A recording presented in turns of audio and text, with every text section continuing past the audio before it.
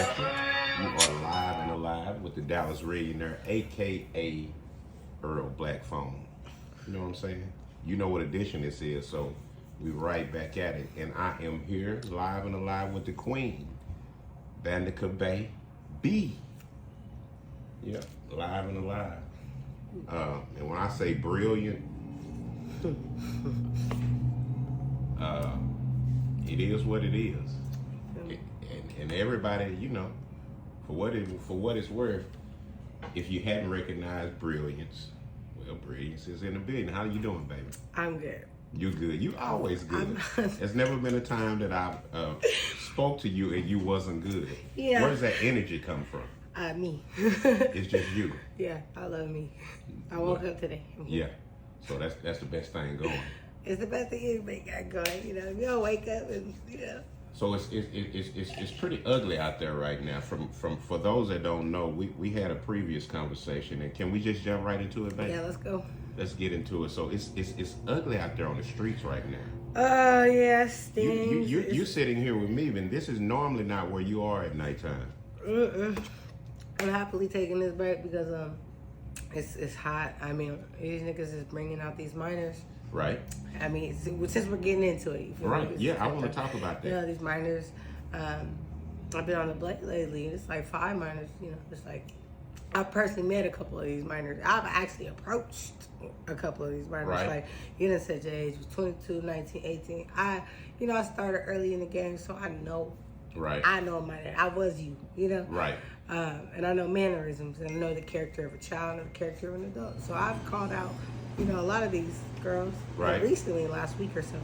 Right. So, and you know what? What's not even a coincidence. So I have a good friend of mine who knows exactly what I'm doing and what I'm documenting. He called me with some concern yesterday, and he was like, "Man, you need to be careful out there because what's happening is a lot of young girls on the street." Now, this is coming from the perspective of a conservative man. On your side. Right. That's lined up with the street side of what you know. And he told me, he said, "Man, be careful." He said, because the task is out, and right now they busting anybody who playing with these kids. And see, that's before and I told him, I said, "Listen, I don't play with kids, and you know I'm great at age guessing. So when I see it, I avoid it. Right. But you know, you got some good liars out here." No, definitely. And, you know, I was one of them good liars. So, yeah. You know, but I, you know, as you grow, you evolve. And, you know, when I was, you know, playing as a child, you know, right. I realized that some real men don't play about that. You know, they got daughters, you know. You don't want to endanger a man's life. You know, you got to be honest and give them that choice, you know. And growing up, you know, I see the people that didn't give a fuck about that choice. Them motherfuckers was scumbags. You know, them was pedophiles. You know, them was the weird motherfuckers. Right. But there's real men out there that if they knew your age, they would not be talking to you. You know, so you gotta give motherfuckers that option needed to, you know, honor themselves, because these little girls do be, you know, tricking these men. But I'm a woman, so I can see a girl, and some of these men, they know, they in their 40s and shit. Right. Y'all pretty. They talk about they got folks and shit. I'm like, bitch, you look 14. Well, you're a woman now, but let's jump back to when you were a kid. How early was it when you decided, okay, I'm finna jump on this track and I'm finna plant my feet on this concrete? Okay, so before I was selling, I was selling dope. Okay. You feel me? I jumped off the porch at 11 because my dad went to prison for 10 years. And my mom was about that life, so she had like 10 kids. You know, she has 10 kids. Right. And she didn't really want me. I never really knew her, so she didn't really want me. So she gave me a foster care.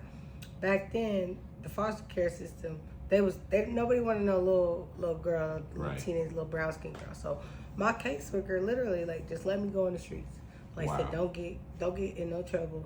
You know. And this was a caseworker. This was a caseworker, yeah. Was this caseworker white, black, male, white. Female? He was white. There was actually a whole thing. If you look up working right now, I started a movement. You can't house foster kids in jails no more. You fucking the director of DHS got fired. My whole story started a whole movement. So a white man put you back out on the streets that was supposed to be, because it was either the streets or jail. So in his eyes, he was actually helping. He was helping you. You know. Okay. So he was like, listen, like, your mom don't want you. I have to put you at JDH. Like, no, there's no homes for you. You Right. know, what do you want to do? Right. You know, and I'm like, shit, I'll be in the streets before I, be in jail. So I would sleep at this park called Holiday Park. Holiday Park. And where was this? It was Portland, Oregon. Portland, Oregon. Yeah, it was like near downtown. I'll walk around, and look for like people leave like blankets and stuff laying on Right. their porches. So I walk around, look for a blanket, go sleep at Holiday Park. Well, I was sleeping there one day, and these niggas was walking by, and they was like, "Hey, cuz, how old is you?" And I lied. I was like, "I'm 15," but I was really 11. Right. I'm 15. And I was like, "Why are you sleeping at a park?" And like the Crips took me in. Like, they knew I was young. They didn't try to, Right. No They funny didn't try business. nothing, It was like yeah. little sister, Right. like you too young to be out here. Right. So they took me over to the hood house, you feel me?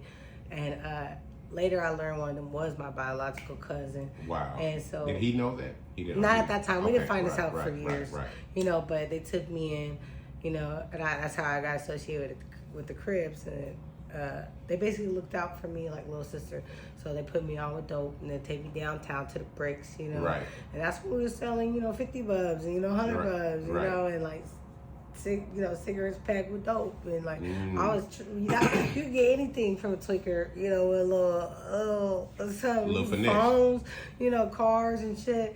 So I was dope dealing before I knew anything. I didn't even know about prostitution until I was about 15, 16. Mhm. Like it was literally gang banging and dope dealing So for 15 to 16, what's going through your head when do you remember your first situation?